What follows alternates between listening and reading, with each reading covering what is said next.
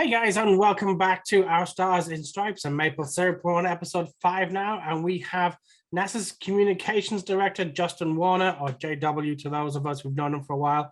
Justin, thank you very much for coming on. No bother at all, Gavin. Nice enthusiasm from him. Oh, aye.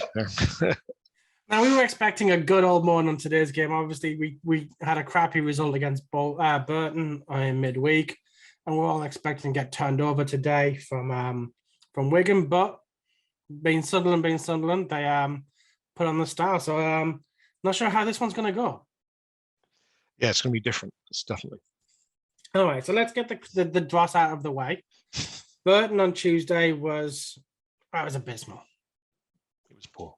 For everything we did well today against Wigan, we did poorly against Burton. And I think it started with just from kickoff. I mean, or even before kickoff, when you looked at the lineup, I think we were all scratching our heads trying to work out what the lineup actually was.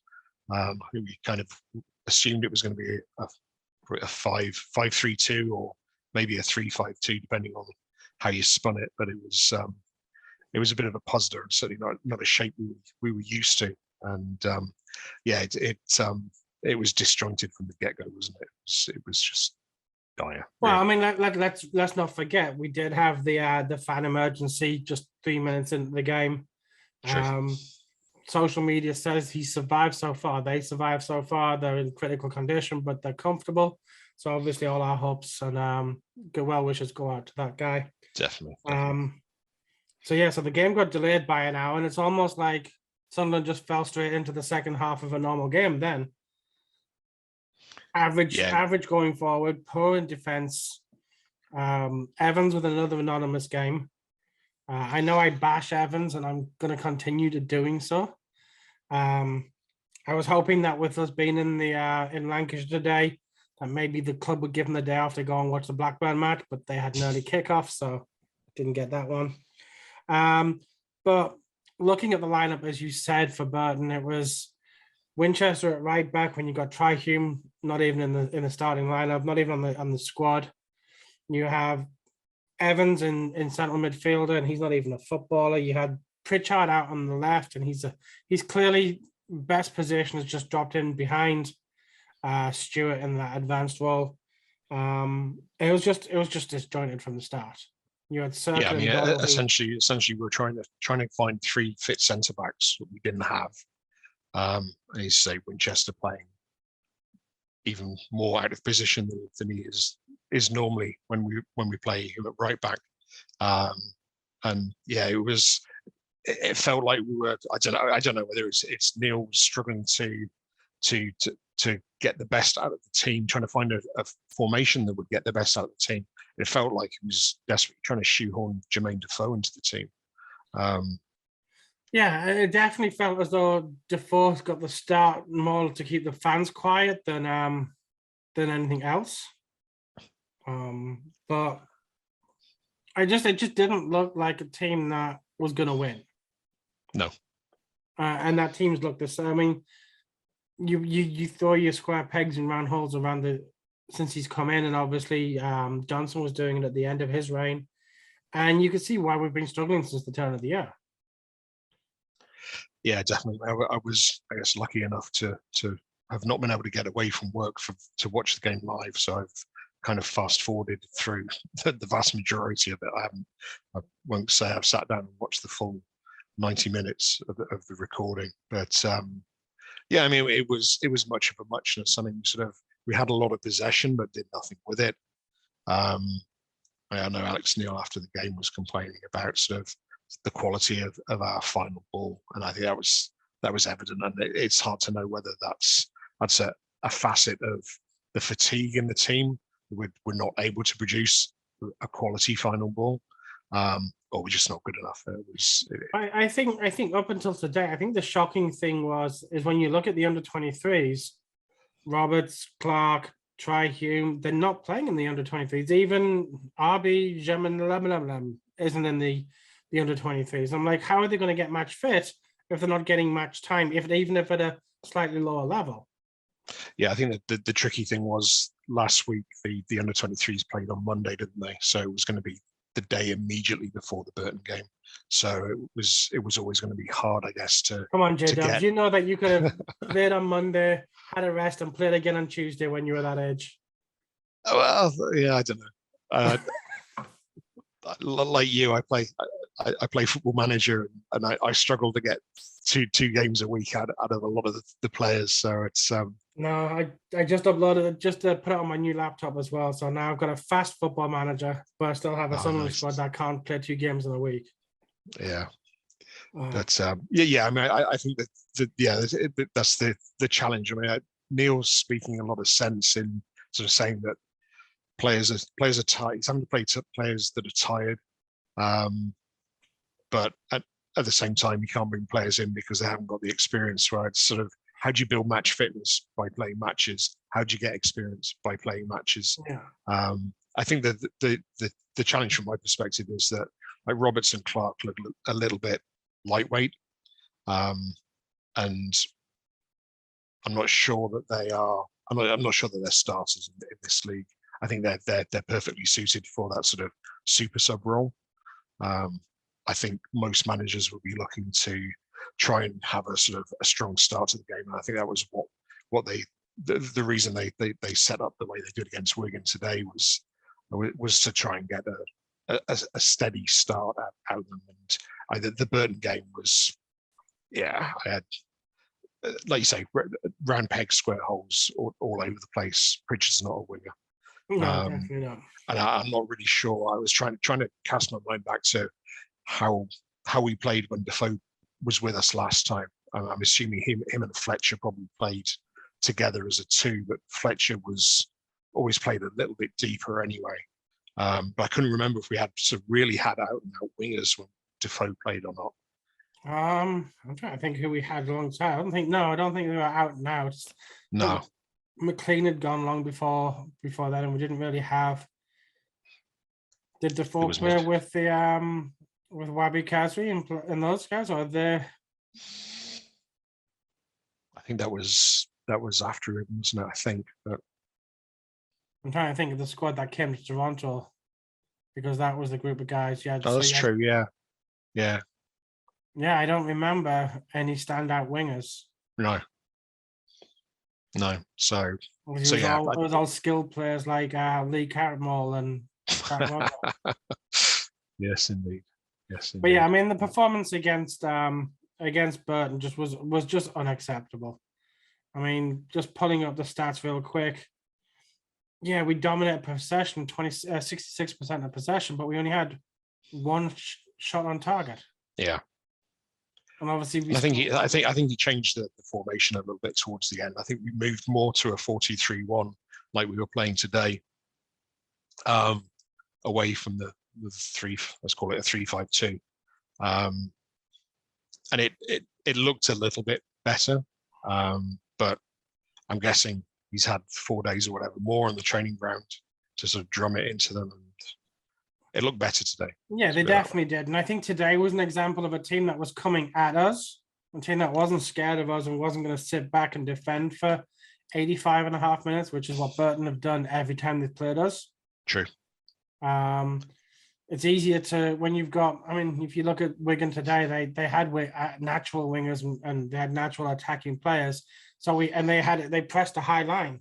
So it's a lot easier to kind of take advantage of that high line than it is when you've got 11 players behind the ball. So we'll draw a line under the Burton game. Obviously, it was unacceptable. I think that was what did for any hopes of automatic promotion, although Sunderland then go and beat Wigan today and in style at 3-0.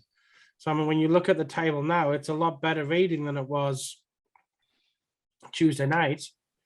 I mean, absolutely. I think right now we're 7 points behind Wigan. Yeah, they got games in hand, but they're going to hit that wall that we hit in January. Yeah. And there's a lot of teams around us sort of on similar points there's a couple, I think, below us who've got games in hand. So Sheffield Wednesday and Plymouth have 2 games in hand on us and a 1 and 3 points off us, respectively. Yeah. But as we found out for the last 3.5 seasons, having the games in hand is one thing, winning them's another. That's very true. Yeah. So it'll be interesting. So let's look at today's game. Yep. Wigan had their was it their biggest crowd of the season with 20,000, although be shocked if there was 20,000 in there today. There's a few invisible supporters in the ground today, I think. Obviously, they had their buy one, get two free sale from Jackie White's Market. And we took 5,000 there. We were loud. We got there. And I think it showed in the start of the game. I think the fans got behind the players. There didn't seem to be any negativity coming off pre-match. And we had a great start. Yeah, it's hard to be negative when you're 1-0 up after 90 seconds, isn't it? So. Oh, I don't know. I think I could manage it. If it had been Evans who had scored, I'd be being happy. But no, yeah, again, look, I think what I loved about today's performance, and I think the guy that I like today gets so much stick because he's Mr. Versatile, was Lyndon Gooch. He epitomized everything that was good about Sunderland today. Yeah, his final ball is not always brilliant, but nobody runs harder, tracks back more, and does more for the cause on song than Gooch. Yeah, it's hard to disagree with you on that. I think he definitely put in a shift, and that's as I was saying before. I think the way we set up with Alberton and Gooch as the wider of the three attacking players suited our strengths, their strengths, and helped nullify some of the attacking threat of Wigan down the wings as well. Like you say, they set up with obviously McLean. We kind of know about, and he's would like to think he's a little bit of a spent force now. It seems like he's been around for eons, but other than that one shot that he dragged wide, the first half. In the first half, I thought Winchester kept him pretty quiet. Like yourself, I think I probably would like to see a proper right back playing at right back, but he did the job today, and I think having Gooch ahead of him certainly helped with providing that extra level of cover that, like I say, I don't think you would have got if you had Clark, Roberts, or Diaky playing on the wing. No, definitely not. And again, I always think we'd look dangerous with him in the team, Gooch, because I do like to see him cutting in. And yeah, look, we all know he's propensity for running down a one-way street with a dead end. But when he's on song like he is today, his tracking back, the aggression he shows. And I love a silky smooth player as much as anybody, but I really took a lot out of Gooch today. I thought he was probably one of our best players. Yeah, like I say, very hard to disagree with that. I know you'll probably hate me for saying this. I didn't think Corey Evans had a terrible game. No, I don't think he had a terrible game, but I think Mattetti getting booked so early on was a huge risk. I was the way the referee was handing out cards. I was sure that we were going to end up going down to 10 men. But you could see that Evans was stepping forward when Mattetti was perhaps reluctant to go and press and put a foot in. Corey Evans was actually making some effort to get forward and put some pressure on their midfielders. So that was good to see. I mean, I guess the proof of the pudding is whether he can do it for another game and another game and another game. 11 would be nice. Yeah, basically, because up until now he has been pretty anonymous, and you can only get so far with side passing to Doyle or Wright even as a defensive midfielder. Yeah, I mean, look, I'm never gonna like Corey Evans. I'm always gonna be a big fan of his brother, but just for him, I just wish his dad had pulled out, like he does with a lot of tackles. Yeah. But look, we mentioned him. Mattetti got booked after 7 minutes, but still put in a hell of a shift. Yeah. And he's just so smart on the ball. I mean, that's the thing I love about him is that yes, he always looks like he's on the verge of going to get booked because like his legs seem to go everywhere when he's close to somebody, but he like 9 times out of 10 he comes away with the ball. His passing wasn't great today, but you could probably lay that at most of the team. I think our stats again today were like night and day from Tuesday. I think we had probably less than half of the possession. 43%. Our passing was about 55% or something like that. Yeah, it was awful. Yeah. And I mean, Wigan's seemed to be better, but yeah, I think both teams struggled. I don't know whether it was because of the press or because of the field. But yeah, the passing from both sides wasn't great. But yeah, Matete is certainly for me going to be a firm favourite going forward, because of the effort he puts in, and because he just seems to he's willing to have a go. I think that's the thing that's nice to see. Whereas I think Evans perhaps plays it, or not perhaps, I think almost every time tries to play it safe. At least Matete is willing to sort of take a bit of a risk, take players on, and try and move the ball forward as well, and support the run as well, because that's one of the things that's been lacking in our midfield, is those supporting runs. He will lay the ball off and then move forward to make himself available for the second ball. No, 100% agree with you. And I mean, I post on Twitter as well as today during the game, and I think I made a comment about Matete reminding me of a B&M version of N'Golo Kante. If you look at the way Kante plays his game, he's not the biggest guy, neither's Matete, but nothing gets past Kante, and Matete looks as though he's kind of got that mentality as well. Yeah. So I think that might be a bargain that we've picked up from Fleetwood on that one. Yeah, definitely. Obviously, we have them coming up in 10 days' time or so? Yeah, it's after the Charlton game, isn't it? Yeah. So minute and a half in, put a lovely ball in, which I couldn't believe had gone in the back of the net. It's like we play when we were playing well in December and November. It was pressing early and getting a good start, but I don't think any of us could have predicted the start today. No, definitely not. It's something I've been moaning about, amongst other things, is that the quality of our dead ball delivery, set pieces have been dire for forever. But yeah, particularly this season, our corners have just been sort of soft loopers to the back post, or just hitting the man at the front stick, sort of almost every time. And other than obviously Pritchard's direct shots on goal from free kicks, we've really not troubled the opposition at all. And we've been horrendous as you said. We've been horrendous at set pieces for years now. It's not a recent thing. Oh yeah, don't get me wrong. I mean, we've had set piece specialists like Seb Larson, who could regularly hit for the first man with his free kicks, but yeah. I mean, yeah. But even Larson wasn't great at set pieces for us. It's not like he was prolific. No, he was terrible as well. Yeah, so. and it's strange how it's just become such like a Bermuda Triangle for set pieces. Corners are abysmal. Yeah. And the amount of times that, and again, just crossing in general has been lacking. And when you've got so many wingers, you'd expect someone to be able to wrap their foot around the ball and get it into a danger area. Yeah, you'd like to think that one of them maybe had to cross the ball, wouldn't you? But... yeah. But again, it didn't matter too much today. Obviously, no goals from open play, but we definitely created a lot of chances today. Yeah. And the good thing to see was, I mean, we started the first half hot.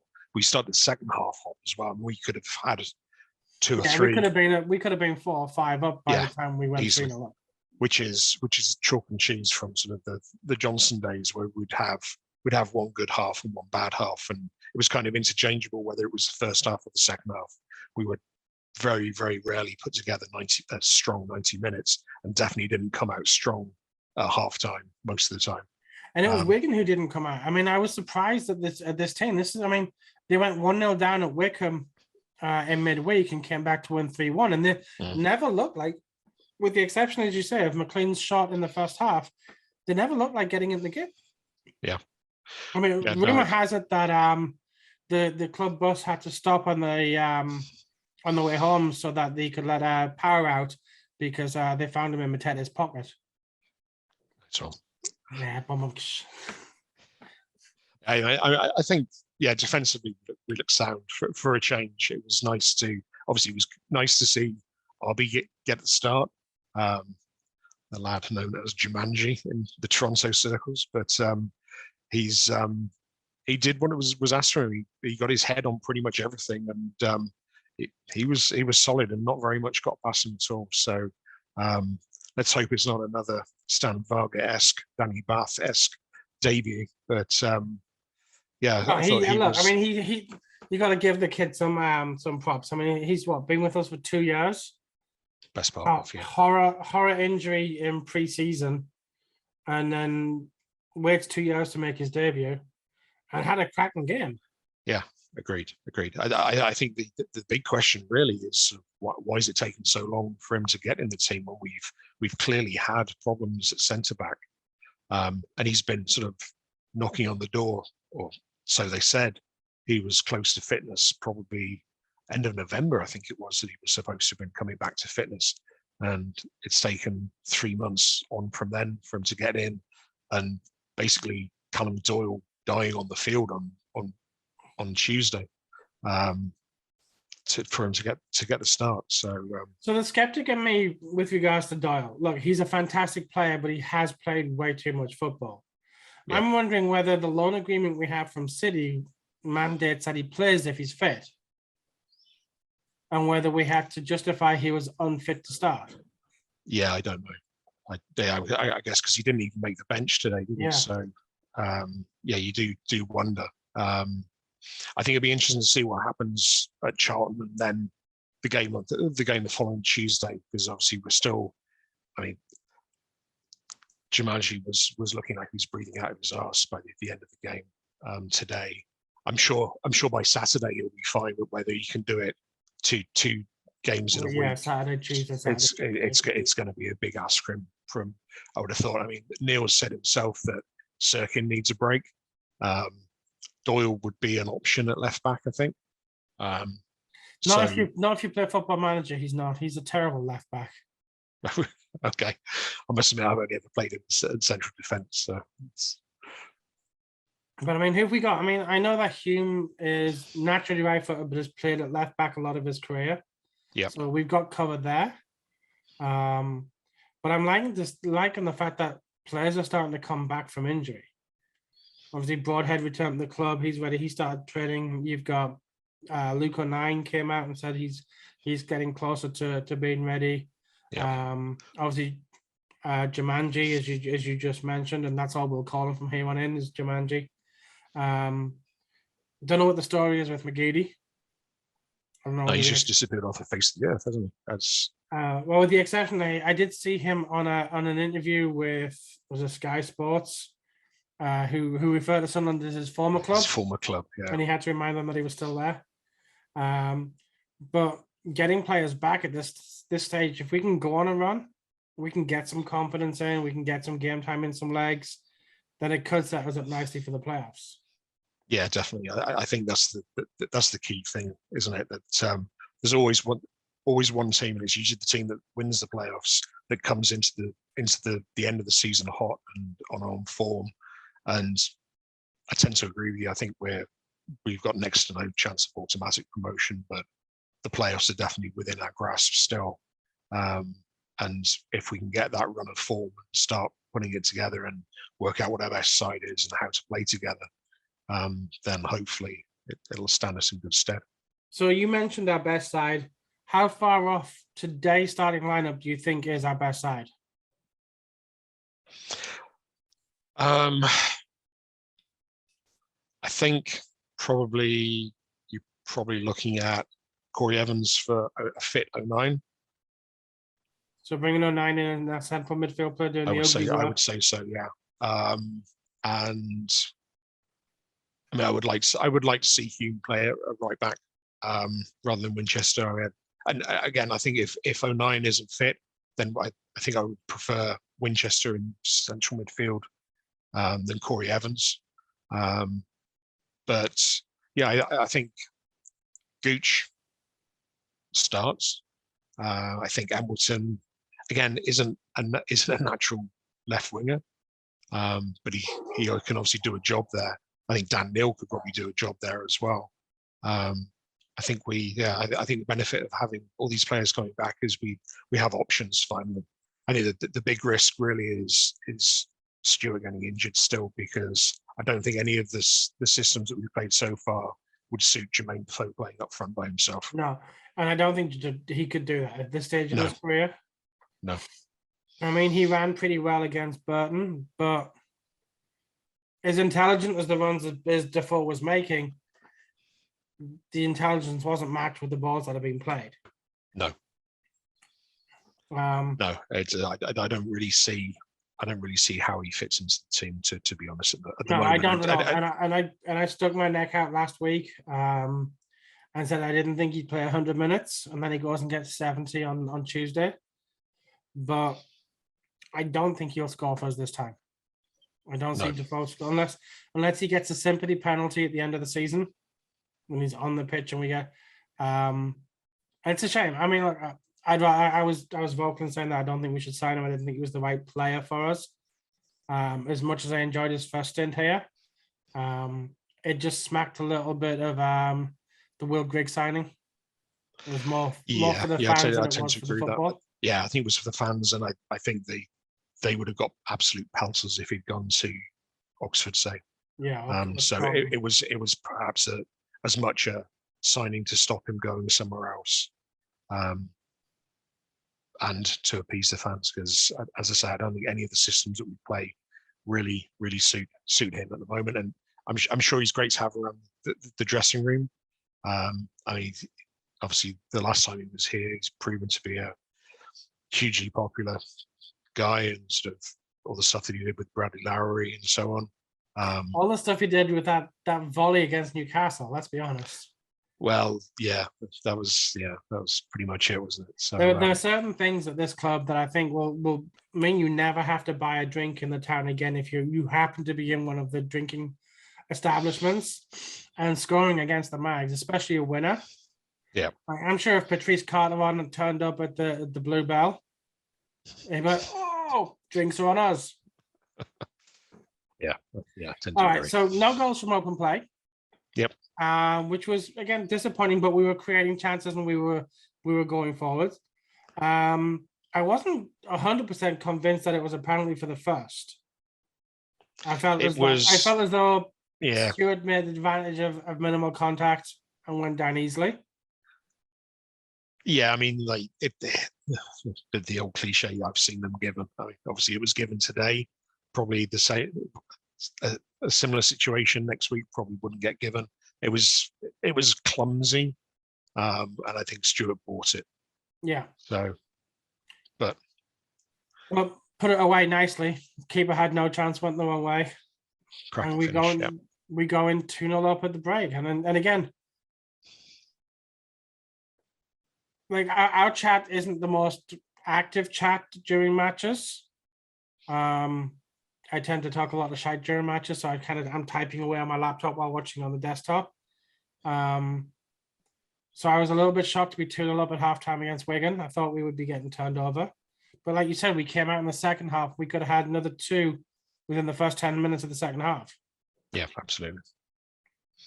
Yeah, and like I say, it was just pleasing to see us come out aggressively in the second half, and I like you, I was surprised that Wigan didn't seem to be that bothered that they were 2-0 down.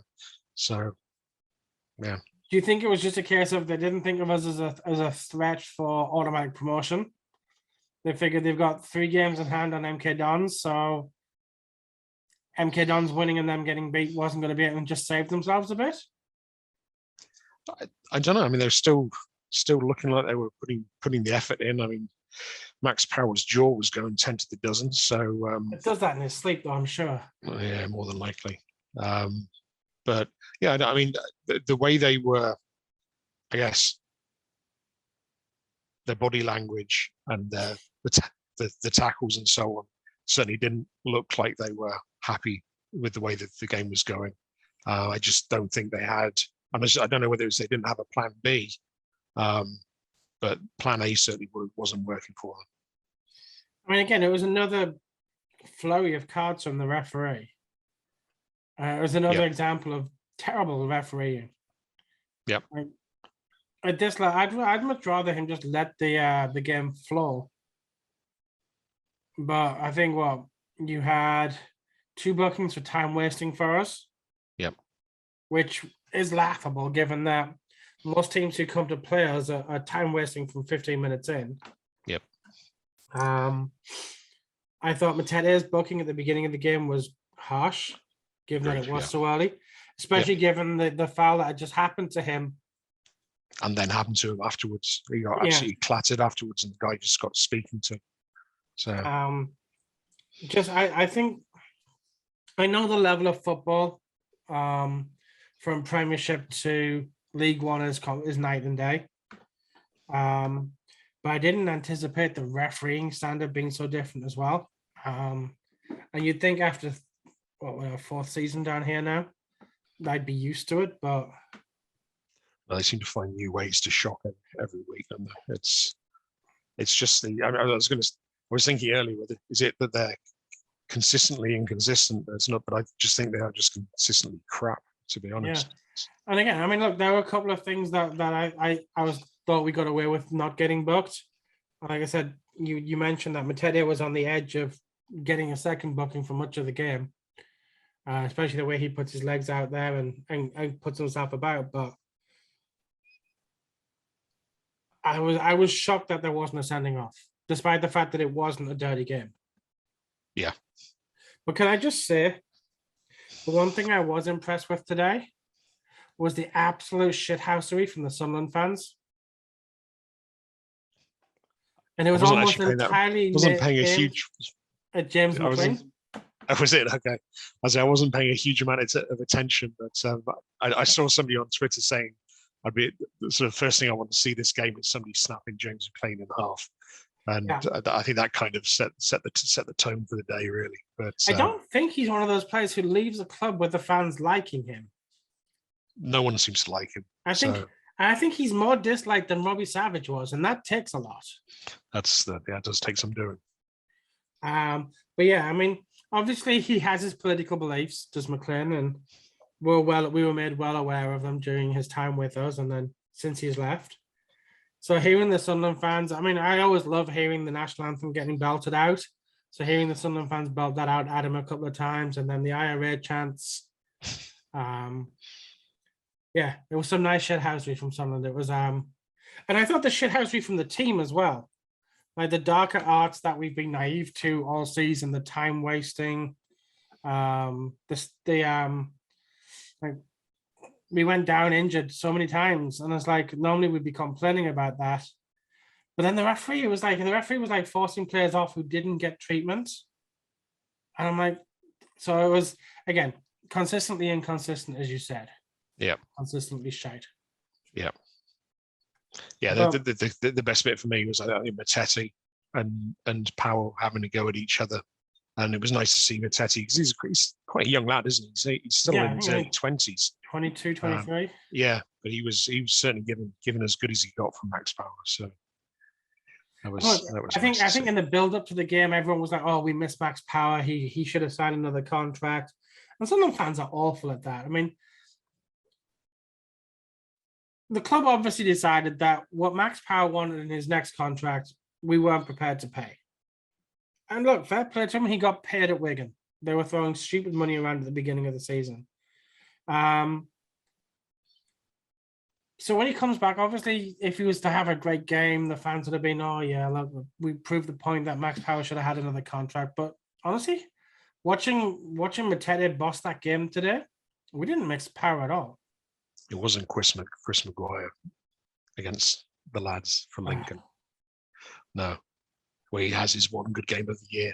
But yeah, you could see that he was obviously trying to influence the game, but he was basically, I don't want to say he lost his head, but he was playing all over the place. He was popping up at right back. He was in the centre back. He was all over the place trying to do something desperately, and none of it was working. So. Well, look, the one thing we didn't have to face today was Charlie Wyke. Obviously, the worry was that he would be a huge miss, but fortunately, Stewart stepped in to fill the void. Obviously, we heard this morning that Charlie Wyke had to have another surgery. Yeah. As a result of his COVID complications and his heart issues. So obviously, all I can say is good luck with that recovery. Yeah, definitely. definitely don't want to see that in the professional game. Yeah, so that's a bit of a bummer for Charlie Wyke. He did well for us for that one season. Yep. But the man who's got banging the goals and popped up in the second half with another penalty. Yep. And I thought I couldn't work out whether, I think it came from a Tedish shot that I thought, or was it who, I remember who had the shot from the that I thought hit the post. I think even the excitable Frankie was it Frankie? That was Clark. Francis? That was Clark hit the post Yeah. via the goalkeeper, I think. Yep. So obviously I was shocked that we got a corner, never complained about it. And then didn't see the handball, and all of a sudden the referee's blowing the whistle, and the fans, like, everyone's looking around like, what's going on? One of the decisions he probably did get right on the replay. It was, I mean, the replay showed it was a fairly clear handball, but yeah, like you, I mean, I guess it's the benefit of the having the single iPhone recording the game for us. But yeah, it definitely wasn't a clear one from where we were 5.5 miles away. But I'll tell you what, just departing from the Sunderland game very briefly, obviously talking penalties and handballs, did you see that Man City Everton game? I didn't know. So I think it's Emerick Laporte has his arm out like this, and it hits here, and you see it from like 9 different angles, and no penalty. So sometimes I wish we had VAR in the lower leagues, but today I was quite happy without it. We got the penalty. I think if we had VAR in the lower leagues, we'd still be playing the games from September, to be honest, because they just wouldn't be able to get anything right, would they? Right, I think if you, so my whole opinion in VAR is either you have it across the professional game or you don't have it at all. For it to be a Premier League thing is nonsense. And given how much money the FA has, it wouldn't be prohibitively expensive to have it set up in all the stadiums. You'd have the initial cost, and then you have a team of referees back at Stockley Park or wherever who are doing it. Like, if Sky Sports can cover every match with reporters and have cameras back and forth, then the FA can do this properly. Yeah, I guess I was wondering how it would work, but I guess, like you say, if you had a sort of a single control room that was covering all of the games and had sufficient referees, I mean, there's not going to be going to VAR every 5 seconds, are they? So you probably just have 2 or 3 groups of officials and would probably be able to get it done. But yeah, it's within so you could be referring it off to call centers in India. Hello, sir. Yes, we are at Stockley Park. My name is Paul. This is Dave. It was offside. Yes, offsides. So, so 3-0, and we bossed the game, and it was good to see. Fans. Yeah, I don't think it flattered us, to be honest. I think we were good value for 3-0. Oh, so now the question turns to next Saturday. Yeah.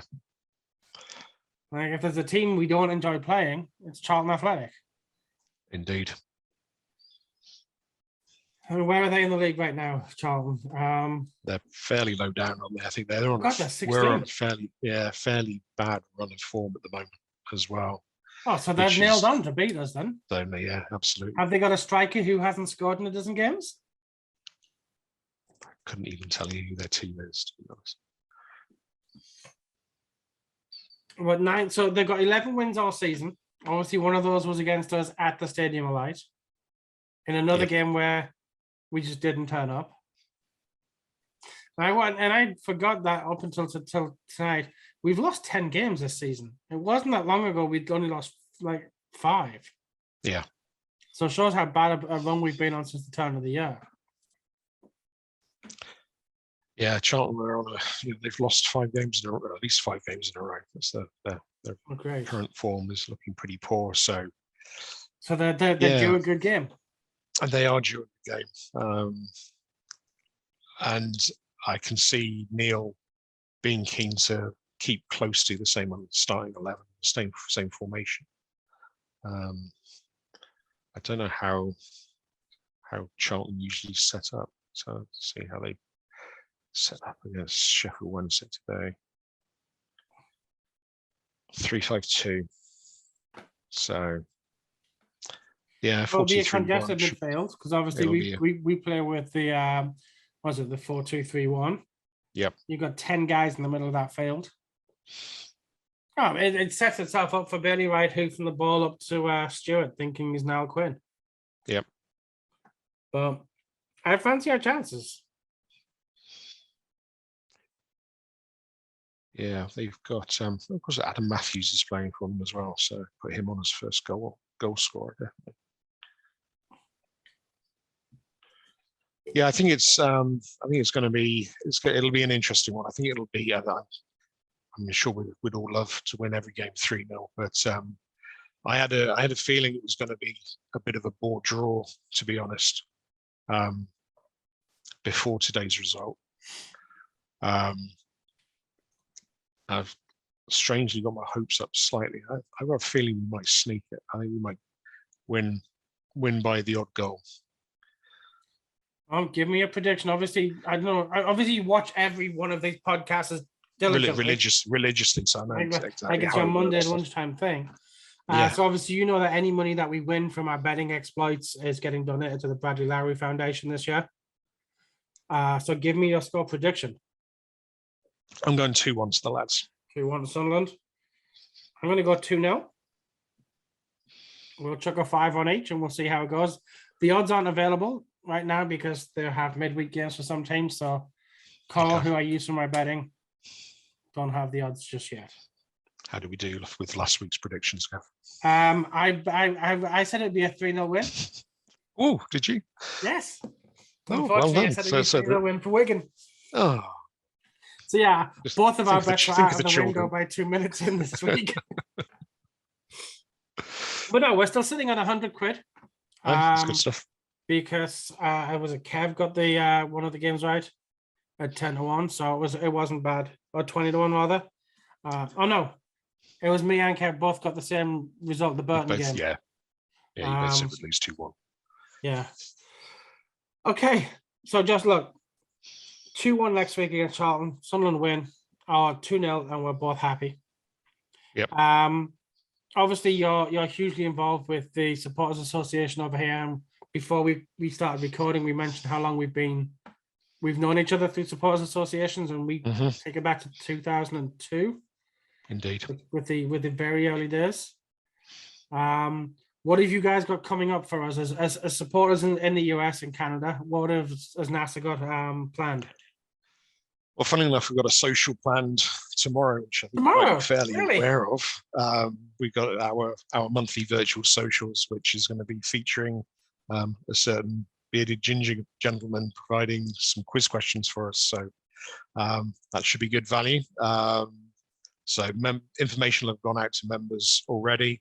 They'll probably, is this going to be going out tomorrow or is it going to be? I'll get it. So now that I have a nice new laptop that takes my my setup time from 5 hours down to like 20 minutes. I'll do this first thing in the morning and this will be out by lunchtime tomorrow. I'll put the link on the YouTube for the membership down below.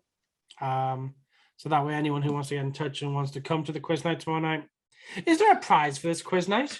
I believe there is a prize for this quiz night, Gavin. Yes, thank you very much for asking. Yes, there's been 50 of your US dollars donated for spending in the NASA store. So we have our online store with lots of lovely polo shirts, t-shirts, and various other items, including strangely socks and shorts. I'll even throw the link to the NASA store on the YouTube bit as well. So good man. We'll have that there as well. Lots of quality stuff on there. So that's it's all brand stuff as well. It's like Nike, it is, yeah. and Nike, Under Armour, and all that. Big fan of the Under Armour stuff.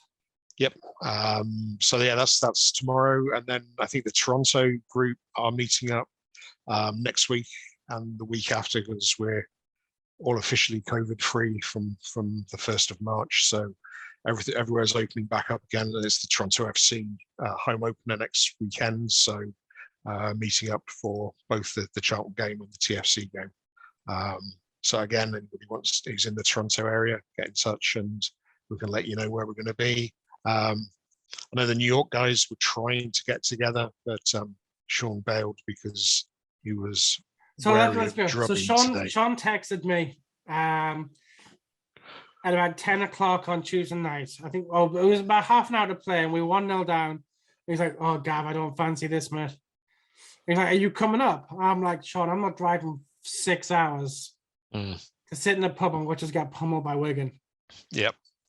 So yeah, we called out. Obviously, now that I'm down in Virginia Beach, it's a little bit more tricky for me to get up to there for the games. Yep. We'll try and get up before the end of the season, or hopefully we'll have something to celebrate.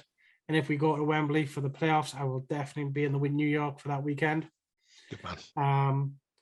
But yeah, I couldn't. I would have had fun today because obviously we won. But yeah, it was a tough one. Yeah, I mean, if people want to go to the NASA website, we do have a map where all the members are. So if anybody is either a member already and wonders if they've got anybody local, or somebody isn't a member and wants to see if there's anybody local who they can meet up with to watch games, then the map is there. And if they just drop us an email or send us a message on Facebook or Twitter, happy to put people in touch to try and get groups of people together. I mean, most of the larger urban areas we have fans in, but at the moment it's up until now it's been hard to get people together because of COVID. But hopefully as things open up, COVID and the fact that we've been shit, and we've been shit, so it's been less than an attractive proposition. Hopefully Mr. Ellington might think about doing one of his famous breakfast.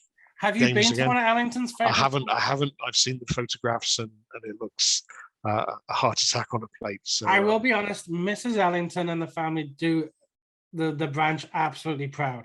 I've been out to a couple now. I think I even took pink slices with me last time. And the amount of bacon and sausage and black pudding on offer, even a fat boy like me was impressed. So yeah, I'll have to make the effort sometime. Yeah, it's definitely, and it's not that bad a drive for you guys because you don't have to come down 95. You can cut through Pennsylvania, New York State. I've done that for soccer tournaments in the past, and it's about 7 or 8 hour drive, so it's not too bad. Yeah, it could be worse. Could be North Carolina. It could be North Carolina. Speaking of North Carolina, obviously we got Kev from Local Review. Local Report, rather. It's 25 minutes from me. Really? Well, at least for another couple of weeks until he moves to Western North Carolina, and it'll be 3 hours. Oh, okay. I didn't realize he was that far north. And then Chad, obviously, is North Carolina as well. Chad's in Charlotte. Yeah, I keep threatening to try and meet up with him when I go down because I guess for the people who don't know me, my daughter's at university in just north of Charlotte, in North Carolina. Rumor has it that she's a future England or Canada international.